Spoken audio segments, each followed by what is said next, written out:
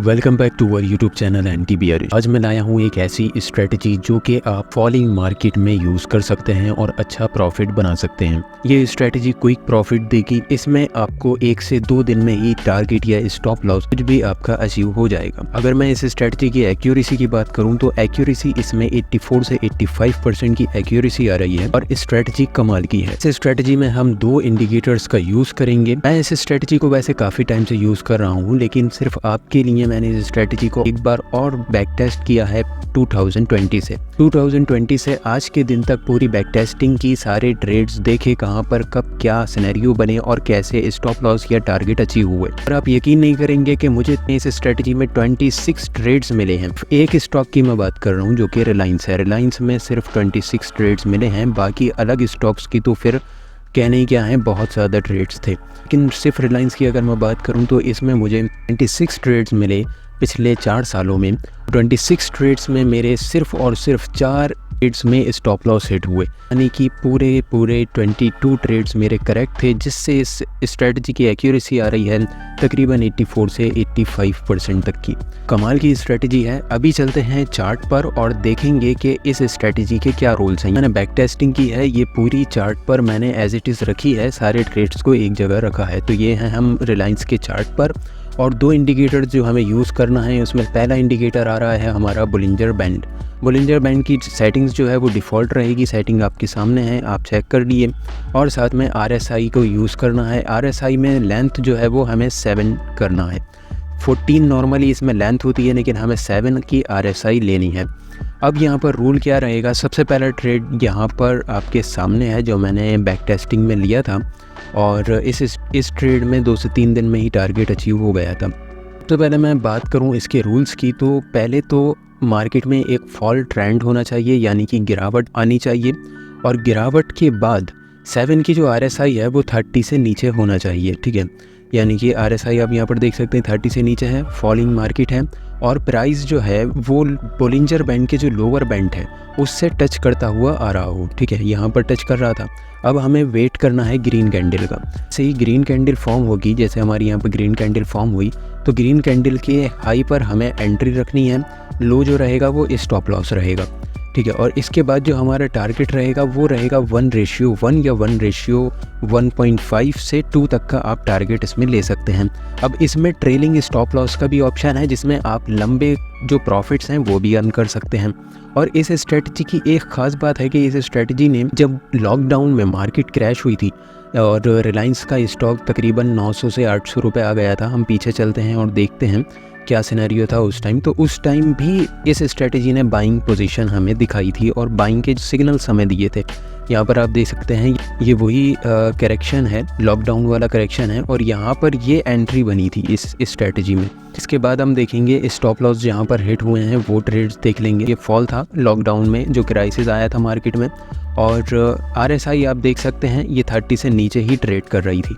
इसके बाद यहाँ पर हमारी ग्रीन कैंडल बनी थी जिसका हाई ब्रेक हुआ था। ग्रीन कैंडल ये भी बनी थी, ये भी बनी थी, ये भी बनी थी, लेकिन इनके हाई ब्रेक नहीं हो पाए थे। सिर्फ इस कैंडल का हाई ब्रेक हुआ था, इस पे हमें ट्रेड लेना था। स्टॉप लॉस ये था, ठीक है, ये हमारा स्टॉप लॉस था, और 1:1 एक दिन में ही आ गया था। और उसके बाद जो रैली मिली थी वो तो कमाल की थी, उसका तो कोई फिर मिसाल ही नहीं है। तो ये जो है वो एक ज़बरदस्त मोमेंटम के साथ आप इसमें ट्रेड ले सकते हैं। अभी जल्दी मैं वो चीज़ें देख लेता हूँ जहाँ पर हमारे ट्रेड्स में स्टॉप लॉस हिट हुआ था। तो इन ट्रेड्स पर मैंने जहाँ पर स्टॉप लॉस हिट हुआ था इस पर मैंने रेड टिक लगा दिया है। और यहाँ पर पहले मैं आपको दिखा देता हूँ कि हमने टोटल ट्रेड्स कितने लिए थे। तो 2020 से हमने इसका बैक टेस्ट किया था, तो 20 ये है 2020 यहाँ से बैक टेस्ट किया था, जिसमें पहला ट्रेड ही हमें लॉकडाउन में मिला था रिलायंस के अंदर, ये रहा वो। तो फर्स्ट ट्रेड ये है हमारा, और उसके बाद हमारा सेकंड ट्रेड, और थर्ड, फोर्थ, फिफ्थ, सिक्स्थ, और ये 7th, और 8, 9, फिर यहाँ पर 10, 11, 12, 13 और 14, और ये छोटा सा 15, 16, 17,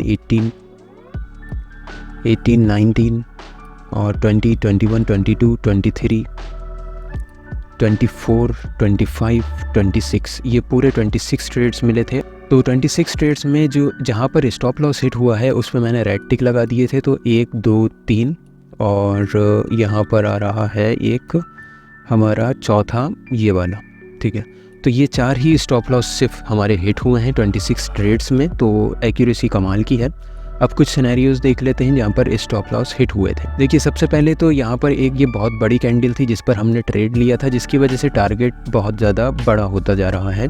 अगर बड़ी कैंडल होगी, ये कैंडल अगर मैं सिर्फ इस कैंडल की बात करूं तो इस कैंडल की जो लेंथ आ रही थी वो तकरीबन 5% से ज़्यादा की थी। तो 5% से ज़्यादा का स्टॉप लॉस आ रहा है।